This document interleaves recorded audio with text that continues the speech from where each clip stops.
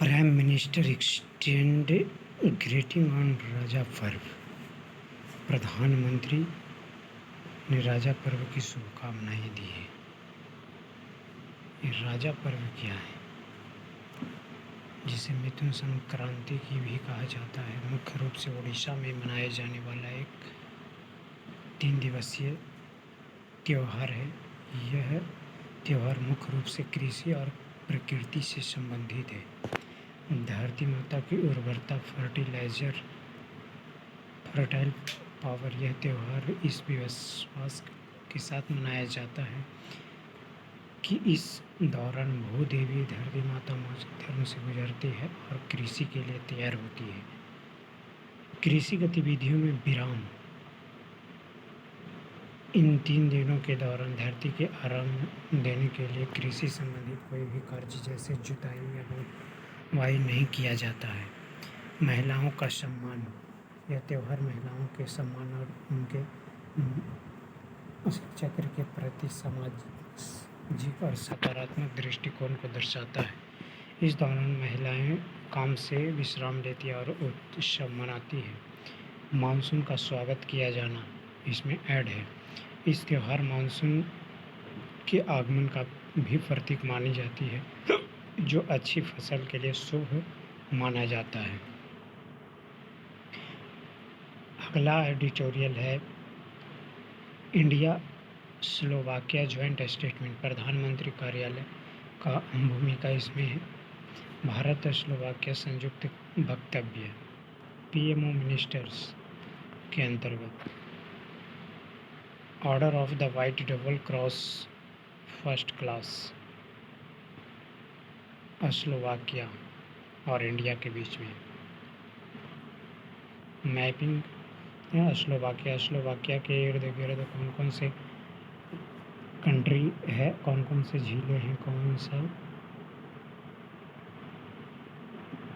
प्राकृतिक संरचनाएं होती है। उसके बाद अंतर्राष्ट्रीय संबंध और कूटनीति आईआर के अंतर्गत स्लोवाकिया और इंडिया के द्विपक्षीय संबंधों का नया स्तर क्या उभर कर आया है, जो देखते हैं। वैश्विक मंच UNSC, United Nations security council अस्थायी सदस्यता और एनएसजी, न्यूक्लियर सप्लायर ग्रुप, नाभिकीय आपूर्ति समूह में स्लोवाकिया का समर्थन भारत को कर रहा है। क्षेत्रीय समूह क्या है?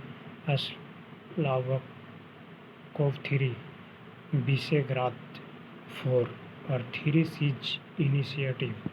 CCIT अंतर्राष्ट्रीय आतंकवाद पर व्यापक कन्वेंशन। रक्षा और सुरक्षा, डिफेंस सिक्योरिटी, रक्षा सहयोग पर आशय पत्र। लेटर ऑफ इंटेंट, साइबर सुरक्षा, महत्वपूर्ण सूचना अवसंरचना और पोस्ट क्वांटम क्रिप्टोग्राफी। आतंकवाद विरोध संयुक्त कार्य समूह का गठन किया जाना है। 3 नंबर है अर्थव्यवस्था और कनेक्टिविटी क्या है? व्यापार, भारतीय यूरोपीय यूनियन मुक्त व्यापार समझौता FTA। भारत और यूरोपियन यूनियन के बीच में FTA समझौता हुआ।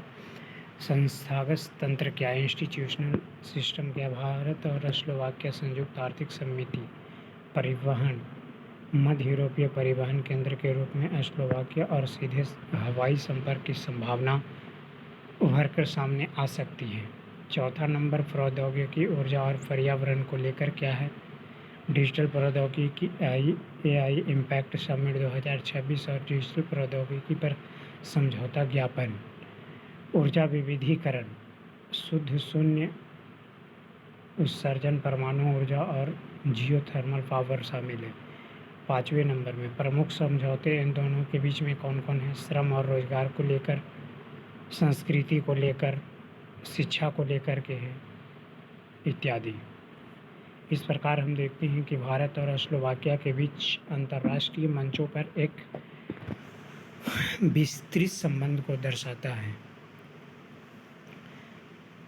जो आगे चल कर के FTA को सफल बनाने की दिशा में अहम कदम साबित हो सकता है।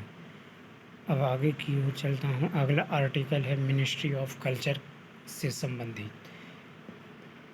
ASI archaeological survey of India and national museum of Denmark sign memorandum of understand ज्ञापन समझौता for underwater archaeological investigation of historical Danish ship और संड। संस्कृति मंत्रालय का एक महत्वपूर्ण एडिटोरियल है जो कि जलमग्न डेनमार्क जलमग्न पुरातत्व समझौता से संबंधित मानी गई है। यहाँ है जहाज और इस संड के विषय में बात किया जाना है। समुद्री इतिहास में भारत पहुँचने वाला पहला डेनिश जहाज जो 1619 ईस्वी में दुर्घटनाग्रस्त हुआ था, उसके स्थान कहाँ है? क्राइकल तट पुडुचेरी के समीप। भागीदार संस्थाएं कौन कौन है? भारतीय पुरातत्व सर्वेक्षण का under water archaeological wing and Denmark के नेशनल म्यूजियम का न्योर्ड कोपेनहेगन। सर्वेक्षण तकनीक इसमें कौन शामिल है? जहाज के मलबे का पता लगाने के लिए नॉन इनिशिएटिव गैर आक्रामक पुरातत्व सर्वेक्षण और आधुनिक वैज्ञानिक तरीकों का इस्तेमाल। विशेष उपलब्धि यह है ASI के अंडर वाटर आर्कियोलॉजी विंग किसी भी अंतर्राष्ट्रीय संगठन के साथ पहली संयुक्त पुरातात्विक परियोजना है। ऐतिहासिक महत्व 17वीं सदी की शुरुआत में हिंद महासागर में व्यापार और भारत डेनमार्क के बीच शुरुआती समुद्री संबंधों को समझने का महत्वपूर्ण स्रोत है। DRDO conducts successful flight test of long range land attack cruise missile हो गया। रक्षा अनुसंधान और विकास संगठन ने लंबी दूरी की सतह पर हमला करने में सक्षम क्रूज मिसाइल का सफल उड़ान परीक्षण किया। DRDO ने लंबी दूरी की land attack cruise missile LRLACM missile का नाम क्या है? Long range land attack cruise missile. परीक्षण स्थल कहाँ है? ओडिशा तट के पास डॉक्टर APJ अब्दुल कलाम द्वीप। विकास कौन किया है? यह DRDO की विभिन्न प्रयोगशालाओं और भारतीय उद्योग भागीदारों द्वारा पूर्णतः स्वदेशी रूप से विकसित की गई है। नोडल प्रयोगशाला कौन है? वैमानिकी विकास प्रतिष्ठान बेंगलुरु। Aeronautical development establishment. प्रमुख उपयोगकर्ता कौन है? भारतीय नौसेना इंडियन नेवी और वायुसेना इंडियन एयरफोर्स के प्रतिनिधियों ने इस लॉन्च का निरीक्षण किया है। ट्रैकिंग और डेटा क्या है? चांदीपुर स्थित एकीकृत परीक्षण range integrated test range ITR द्वारा तैनात उपकरणों से ट्रैकिंग डेटा प्राप्त किया गया है। अगला आर्टिकल है पंचायती राज मंत्रालय से संबंधित। विकसित भारत का जमीनी स्तर से निर्माण पंचायत सुधारों और नवाचार के 12 साल पूरे हुए हैं, जिसके विषय में बात किया जा रहा है। इसमें क्या है? मेन फैक्चुअल बात, लगभग 3.818 करोड़ संपत्ति कार्ड जारी किए गए हैं। 4.10 करोड़ से अधिक निर्वाचित प्रतिनिधियों को प्रशिक्षित किया गया है। ग्रामीण स्थानीय निकाय लोकल बॉडी अनुदान ग्रांट में 84% वृद्धि हुई है। मिनिस्ट्री ऑफ पंचायती राज से संबंधित है। बिल्डिंग विकसित Bharat from ground up 12 year of Panchayati reform and the innovation.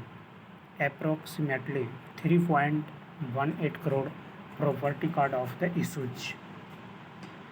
इसके विषय में पहला पॉइंट देखना है कि क्षमता और निर्माण योजना कौन है? ये राष्ट्रीय ग्राम स्वराज अभियान इसका नाम है। इसके तहत त्रिस्तरीय पंचायती राज संस्थाओं यानी ग्राम सभा, उसके बाद पंचायत समिति, उसके बाद जिला परिषद, ये 3 त्रिस्तरीय पंचायती राज संस्थाओं के 4.10 करोड़ से अधिक निर्वाचित प्रतिनिधियों और पदाधिकारियों को प्रशिक्षित किया जाएगा। ग्राम पंचायत विकास योजना 2.55 ग्राम लाख से अधिक ग्राम पंचायतों में सहभागी ग्राम नियोजन और विकास योजना कार्यान्वित किया जाएगा।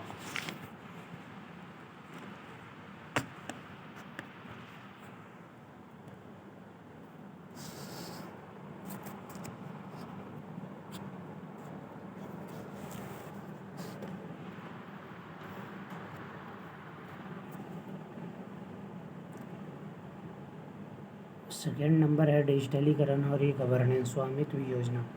2020 में शुरू की गई ई गवर्नेंस योजना के तहत ड्रोन आधारित सर्वेक्षण से इतना लाख 1.92 लाख गाँवों में लगभग ड्रोन आधारित सर्वेक्षण से स्वामित्व कार्ड प्रॉपर्टी कार्ड जारी किए गए हैं।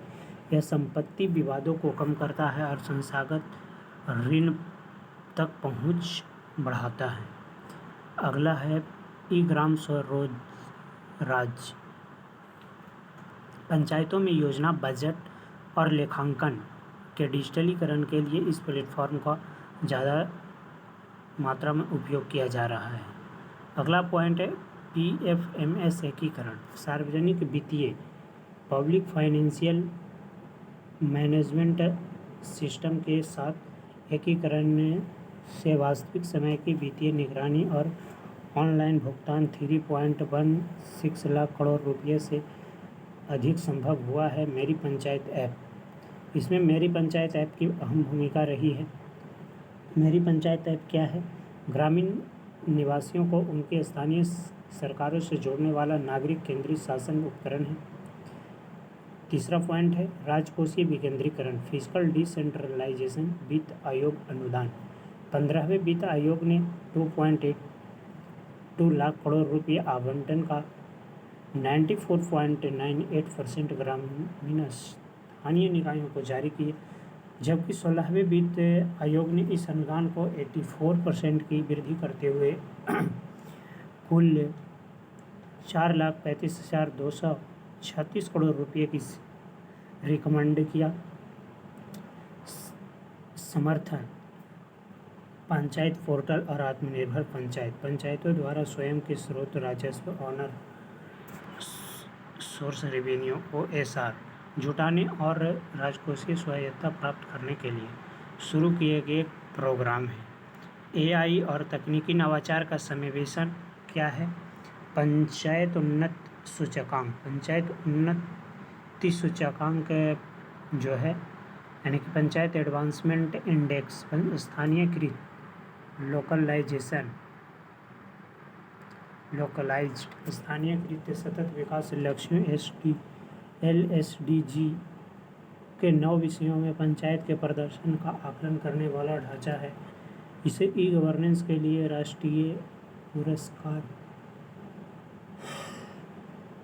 2026 में स्वर्ण पुरस्कार से सम्मानित किया गया है।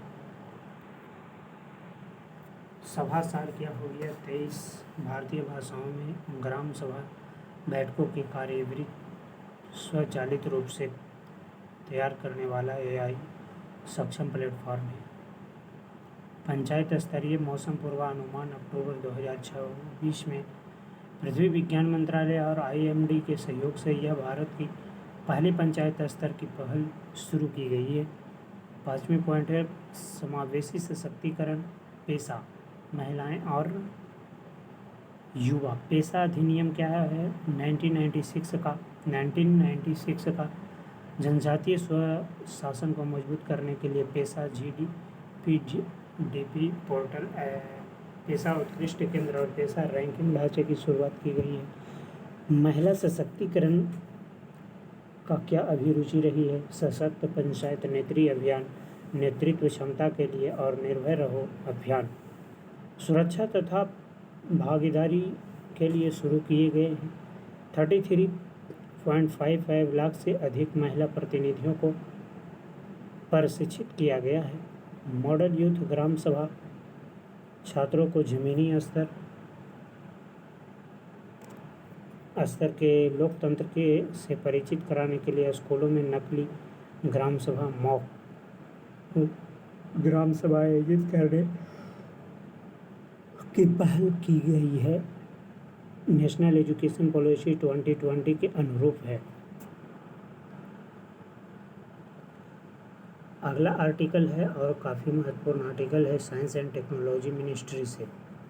इसमें क्या है, 10 अरब डॉलर से 190 अरब डॉलर तक पहुंची जैव अर्थव्यवस्था। 12 वर्षों में भारत की विज्ञान गाथा अंतरिक्ष क्षेत्र में अभूतपूर्व वृद्धि देखी गई। अंतरिक्ष स्टार्टअप एकल अंक से बढ़कर 400 से अधिक हुई। 8 अरब डॉलर की अंतरिक्ष अर्थव्यवस्था 45 अरब डॉलर तक पहुंचने का अनुमान है। मौसम रडारों की संख्या 17 से बढ़कर 50 हो गई। 50 की योजना 12 वर्षों में बदला मौसम पूर्वानुमान का चेहरा।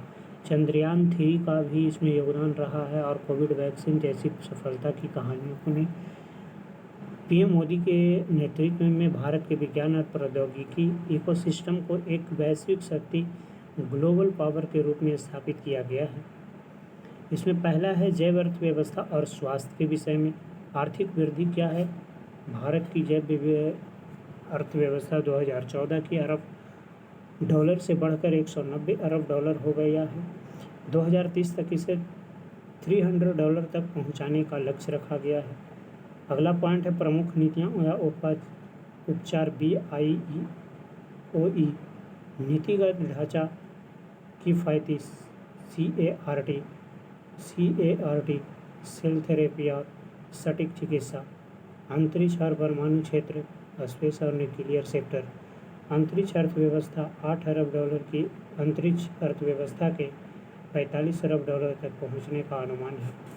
अंतरिक्ष स्टार्टअप की संख्या 400 से अधिक हो गई है। महत्वाकांक्षी लक्ष्य 2035 तक भारतीय अंतरिक्ष स्टेशन की स्थापना और 2040 तक चंद्रमा पर भारतीय लैंडिंग का लक्ष्य है। नीतिगत सुधार, अंतरिक्ष और रणनीतिक परमाणु ऊर्जा क्षेत्र को निजी भागीदारी के लिए खोलना। तीसरा नंबर है मौसम विज्ञान और पृथ्वी विज्ञान मंत्रालय। मिशन मौसम शामिल है, नाउकास्ट शामिल है, डीप ओशन मिशन भी शामिल है। डीप ओशन के मिशन के तहत इसके मत्स्य 6000 और बराह जैसी स्वदेशी गहरे समुद्र प्रौद्योगिकियों का विकास किया गया है। CSIR और अन्य राष्ट्रीय मिशन शामिल हैं। रोमा मिशन भी शामिल है। सर्कुलर इकोनॉमी के अंतर्गत इसका यूज करना बेहद महत्वपूर्ण हो जाता है। अन्य प्रमुख पहले क्या है, अदर पर इम्पॉर्टेंट इनिशिएटिव शामिल हैं, जो कि पहला है अनुसंधान रिसर्च फाउंडेशन। अनुसंधान राष्ट्रीय रिसर्च फाउंडेशन ANRF। राष्ट्रीय क्वांटम मिशन जो कि 2023 में लॉन्च किया गया था। राष्ट्रीय सुपर कंप्यूटिंग मिशन, राष्ट्रीय भू-स्थानिक नीति, नेशनल जियोपार्शियल ये पॉलिसी भी शामिल है। इसके अलावा अगला आर्टिकल है आयुष मंत्रालय से संबंधित, जो कि काफ़ी महत्वपूर्ण है। GS पेपर थ्योरी के अंतर्गत इसे जोड़कर देखा जाना बेहद सुलभ होगा, जो कि केंद्रीय संस्कृत विद्यालय की पहल ने भारत के आयुर्वेद ज्ञान विरासत के संरक्षण को सुदृढ़ किया गया है। इस विषय से संबंधित है। उडुपी में आयोजित 15 दिवसीय कार्यशाला में तिगलारी और प्राचीन कन्नड़ पांडुलिपियों के लिप्यंतरण पर ध्यान केंद्रित विद्वान दुर्लभ प्रकाशित आयुर्वेद ग्रंथों के प्रकाशन की दिशा में काम करेंगे। क्या है इसमें आयोजक, आयुर्वेदिक विज्ञान अनुसंधान केंद्रीय परिषद CRAS, आयुष मंत्रालय और केंद्रीय संस्कृत विद्यालय CSU शिक्षा मंत्रालय का संयुक्त प्रयास। प्रमुख लिपियाँ स्क्रिप्ट्स, कर्नाटक के तटीय क्षेत्रों में पाई जाने वाली तिगलारी और प्राचीन कन्नड़ लिपियों में संरचित आयुर्वेद पांडुलिपियों का लिप्यंतरण। स्थान क्या है, उडुपी कर्नाटक में 15 दिवसीय कार्यशाला। संबंधित मिशन ज्ञान भारतम मिशन हो गया। देश की समृद्ध ज्ञान परंपराओं के संरक्षण और संवर्धन के लिए भारत की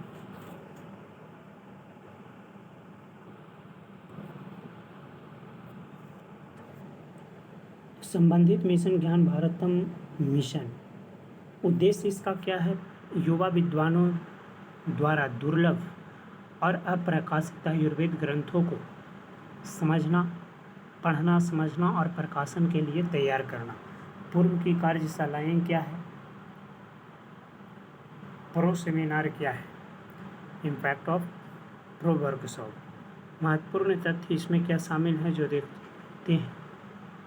इससे पहले पूरी ओडिशा में कर्णी देवनागरी लिपियों पर और गुरुवायूर केरल में बटू छुसु मलयालम लिपियों पर कार्यशालाएं आयोजित की जा चुकी हैं। अब अगला आर्टिकल है जो कि पीएमओ से संबंधित है। Bharat France innovation road map 2030 आज़ादी का अमृत महोत्सव के अवसर में India France innovation road map 2030।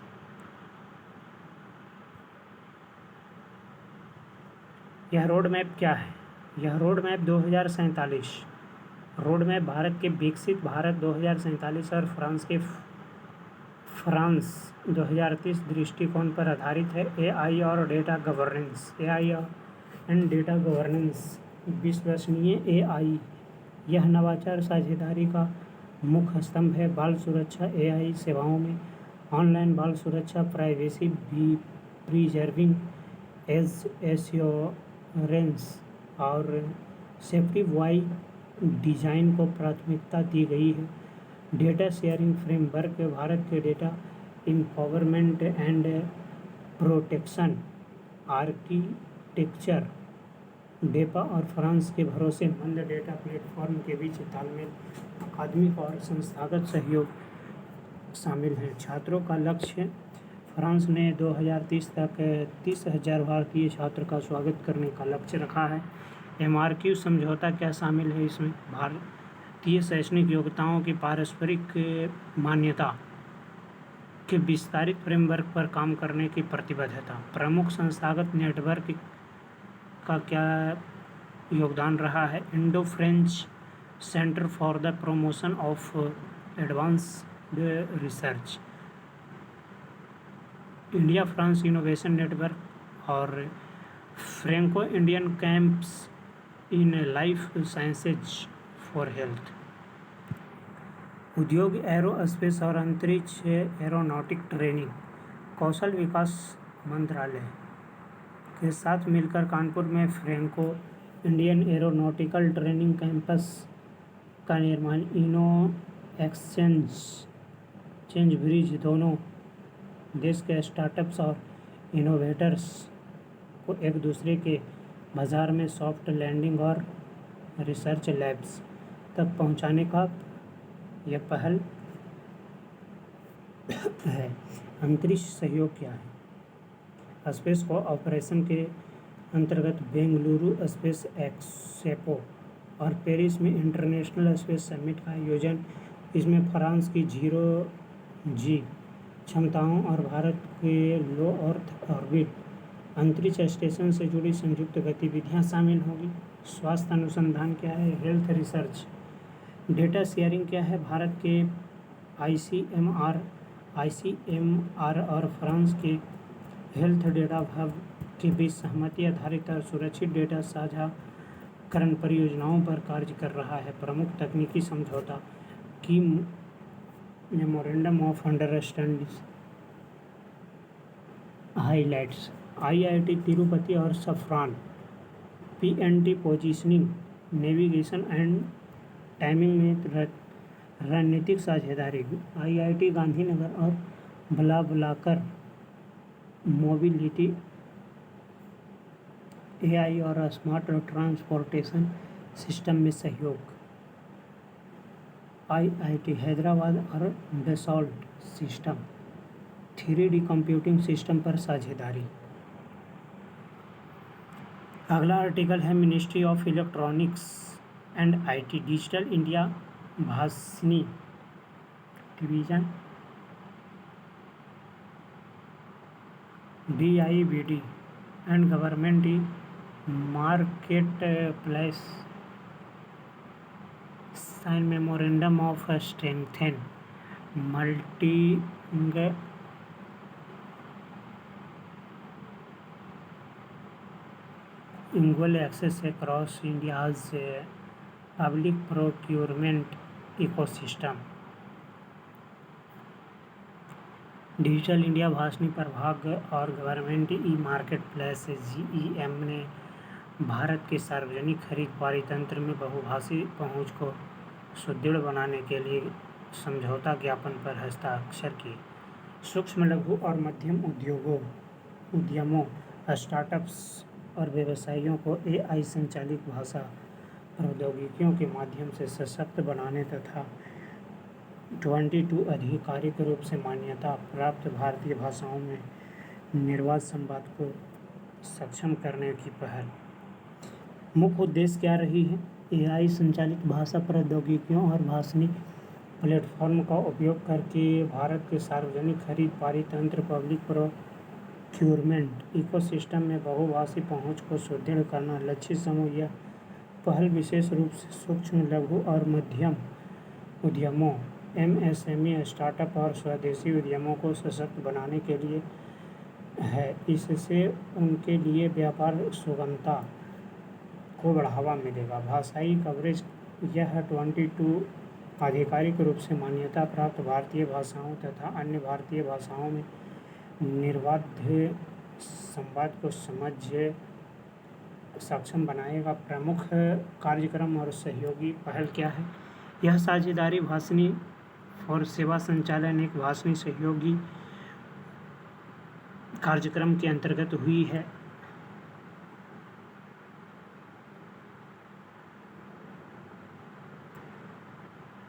इसके तहत भाषणी उद्यत मित्र एप मित्र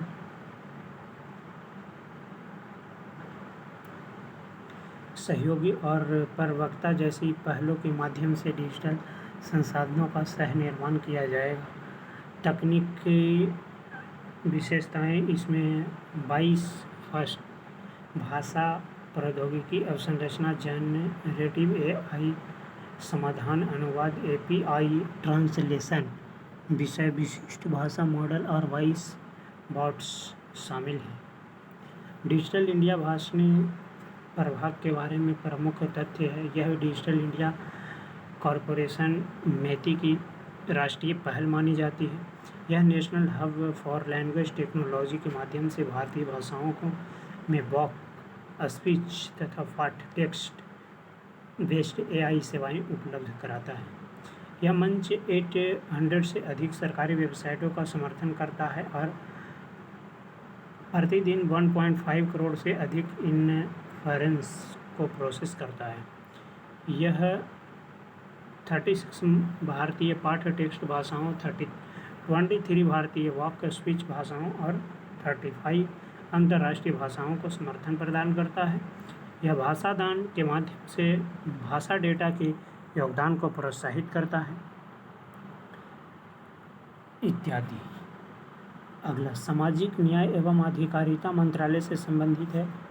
सामाजिक न्याय सोशल जस्टिस और अधिकारिता मंत्रालय के ने शीर्ष श्रेणी के शिक्षा योजना के तहत छात्रों को सफलता का उल्लेखनीय प्रयास कराया है।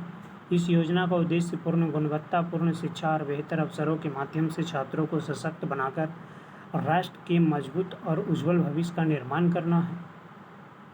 इसे GS पेपर 2 के अंतर्गत सामाजिक न्याय के पाठ के अंतर्गत रखूँगा क्योंकि ये सामाजिक न्याय से संबंधित है। शीर्ष श्रेणी की शिक्षा योजना सामाजिक न्याय या शिक्षा। नोडल मंत्रालय कौन है? सामाजिक न्याय और अधिकारिता मंत्रालय, ministry of social justice and empowerment. लक्षित लाभार्थी देश भर के अनुसूचित जाति के प्रतिभाशाली युवा टैलेंटेड युवा शामिल हैं।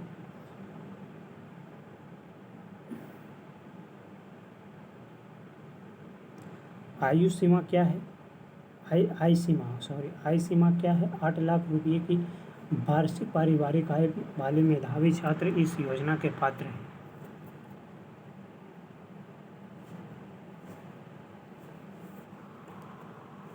कवरेज सुविधाएं। यह योजना सिर्फ शिक्षण शुल्क, रहने खाने का खर्च, किताबें, कंप्यूटर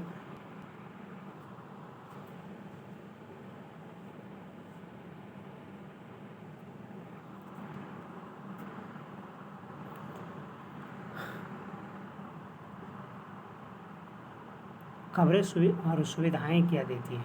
कवरेज और फैसिलिटीज। यह योजना निःशुल्क यानी कि शिक्षण शुल्क, रहने खाने का खर्च, किताबें, कंप्यूटर और अन्य शैक्षणिक आवश्यकताओं के लिए व्यापक वित्तीय सहायता प्रदान करती है। प्रमुख संस्थान इसके तहत छात्र IIT, NIT, IIIT, राष्ट्रीय विधि विश्वविद्यालयों, national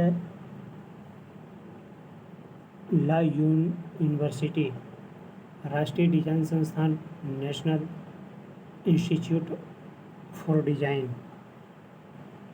national institute of design, भारतीय प्रबंधन संस्थानों, इंडियन इंस्टीट्यूट ऑफ मैनेजमेंट जैसे राष्ट्रीय महत्व के संस्थानों में अध्ययन करते हैं। अगला आर्टिकल है उपराष्ट्रपति सचिवालय, वाइस प्रेसिडेंट सेक्रेटारिएट से संबंधित। भारत को असल में एकजुट करने वाले संत और ऋषि थे। अगथियार द यूनिफॉर पुस्तक के विमोचन पर उपराष्ट्रपति श्री CP राधाकृष्णन का वक्तव्य। अगथियार यानी अगस्त ऋषि के विषय में कहा जा रहा है। भारत की सांस्कृतिक एकता के प्रतीक हैं, उपराष्ट्रपति ने बोले हैं। भारत की एकता कोई आधुनिक विचार नहीं है, बल्कि प्राचीन सभ्यतागत सिविलाइज्ड सच्चाई है। उपराष्ट्रपति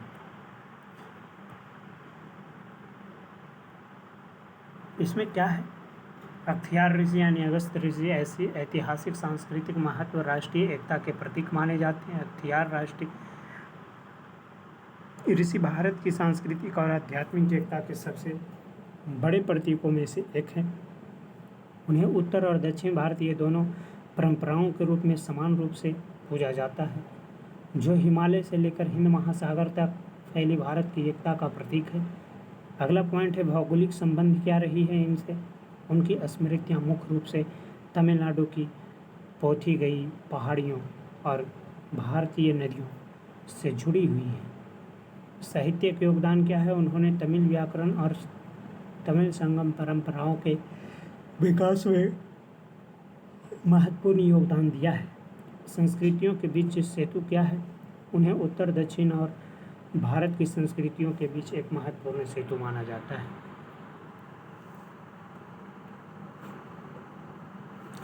धार्मिक उपस्थिति अकेले तमिलनाडु में 100 से अधिक मंदिर अगस्त्येश्वर के रूप में अगथियार को समर्पित है। काशी और तमिलनाडु दोनों ही स्थानों पर एक ही नाम वाले मंदिरों का होना भारत की सांस्कृतिक एकता का एक महत्वपूर्ण प्रमाण है।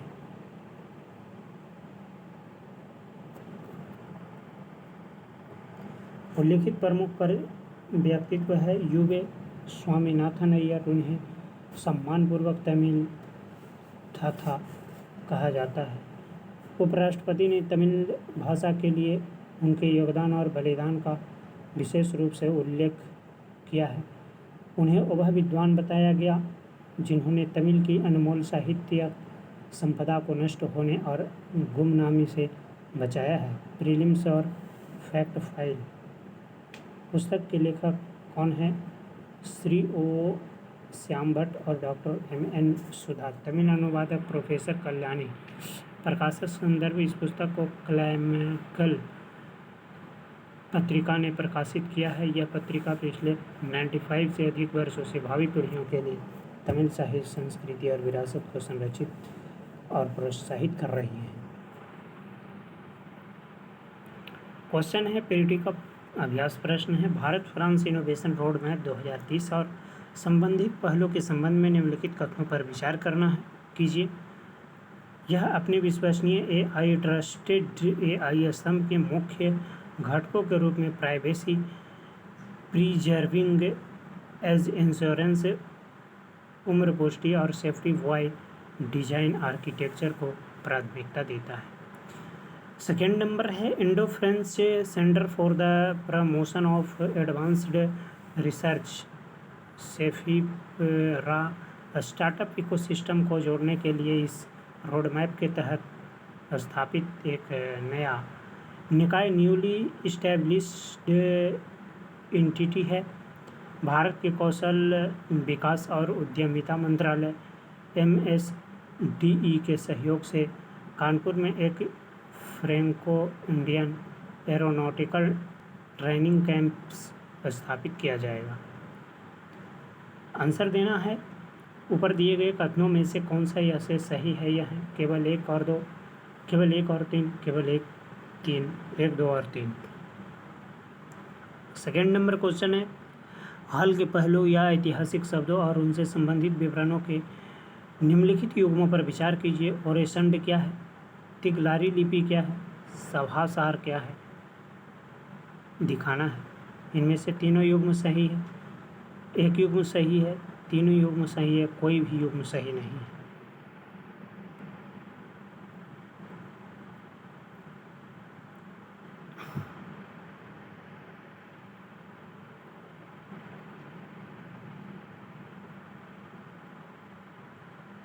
आगे है मेंस का एक अभ्यास प्रश्न है जिसे लिखने के बाद बहुत सारे point to the point revision होने की संभावना है। बहुत सारे आर्टिकल इसमें यूज हो सकते हैं।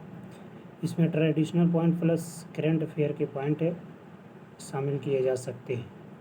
पिछले एक दशक में पंचायती राज संस्थाओं PRIS पंचायती राज इंस्टीट्यूशंस का विकास केवल राजनीतिक विकेंद्रीकरण से हटकर मजबूत राजकोषीय स्वायत्तता, फिजिकल ऑटोनॉमिक्स और AI संचालित डिजिटल शासन की ओर एक प्रतिमान बदलाव पैराडिम शिफ्ट को दर्शाता है। हालिया क्षमता निर्माण पहलू स्वामित्व योजना और वित्त आयोग फाइनेंस कमीशन के बढ़ते हुए आवंटन के महत्व पर प्रकाश डालते हुए इस कथन का मूल्यांकन करें। 250 शब्द में देना है और 15 अंक का है। इसमें क्या इंग्लिश में कहता है, the evolution of panchayati raj institutions over the last decade reflect और द पैराडिम शिफ्ट फ्रॉम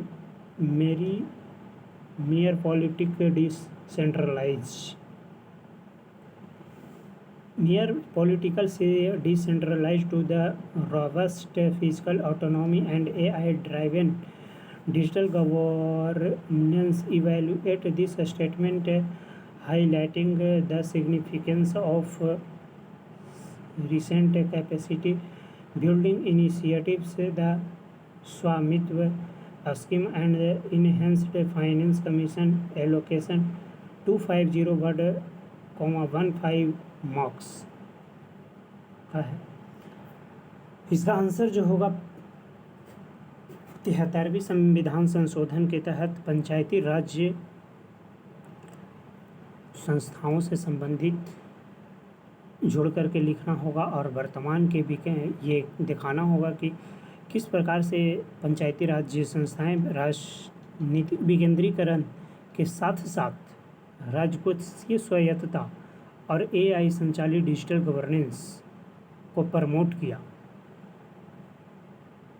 और साथ ही यह प्रतिमान बदलाव को दर्शाने के लिए वर्तमान समय में यह किस सिचुएशन के दौर से गुजर रहा है। साथ में ये भी दिखाना है कि इसमें स्वामित्व योजना और वित्त आयोग के बढ़ते हुए आवंटन के महत्व पर प्रकाश डालते हुए क्या क्या यह है उसके साथ अपना इंटरलिंकिंग स्थापित करने में अहम भूमिका निभा रही है, जो कि स्थानीय शासन को मजबूत बनाने का एक बहुत बड़ी कदम है।